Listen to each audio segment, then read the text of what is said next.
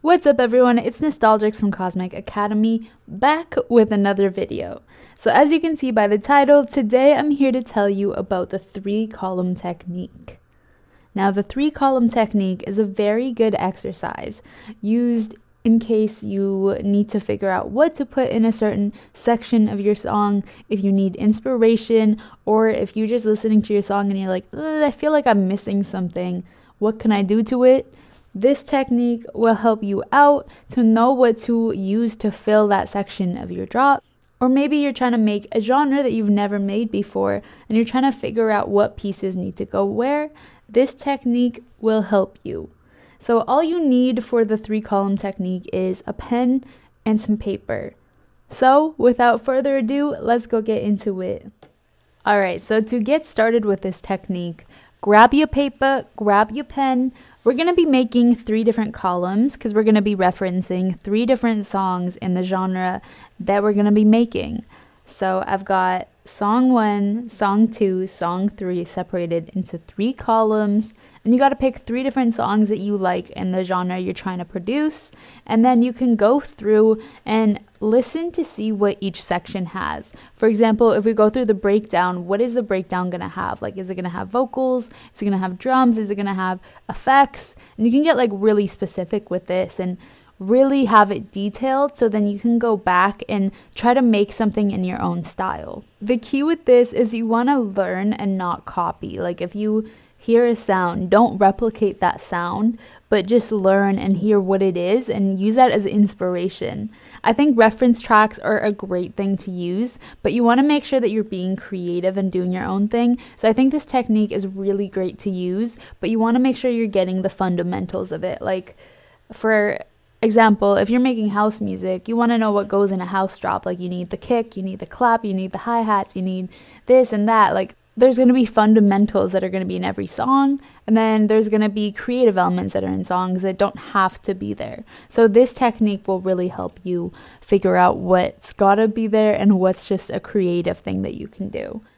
Alright, so I'm going to tell you guys about the process of the exercise, and at the end of this video, I'm going to show you guys an example of how to do it. So if you don't understand, just keep watching and we're going to get there.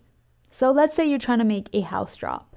You've kind of put together a few sounds and elements, but you don't know exactly how to fill it up and how to get it sounding like X, Y, and Z track.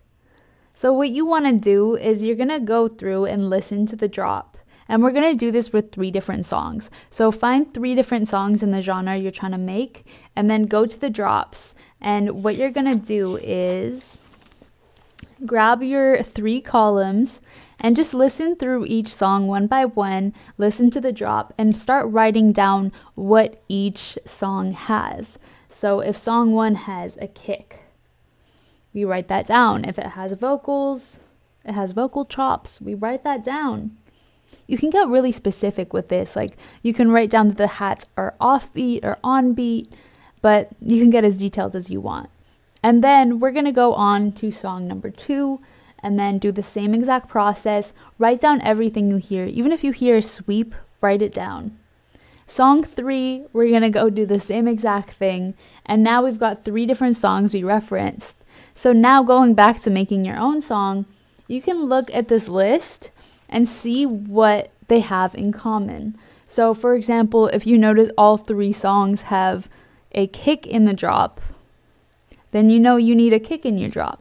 If all 3 songs have a hi-hat, then you know you need a hi-hat. This is a really good way to figure out like what the song needs, and also figure out like what extra things you can add. Say like song 2 has vocal chops, and then song 1 and 3 don't have vocal chops. Well, now you know that's like a creative thing you can do. Your song doesn't need vocal chops, but you can now opt in to add that in as a creative thing you want to do. So the best way to do this, I think, is once you've written down all the different elements that each song has, go through and circle all the sounds that are in all 3 drops. That way you'll know that that's a fundamental element that you need in your song, and that's going to help your song boom, bam, and sound like a professional song. And remember, anything not circled is a creative addition. Alright, so to show you guys an example, I pulled out my song Act Out, It's got a lot of fun elements. So we're going to listen to it, and I'm going to start writing down a few of the different elements that I hear in the drop, and then I'll tell you guys what it is. So let's get into it. I'ma make you act out.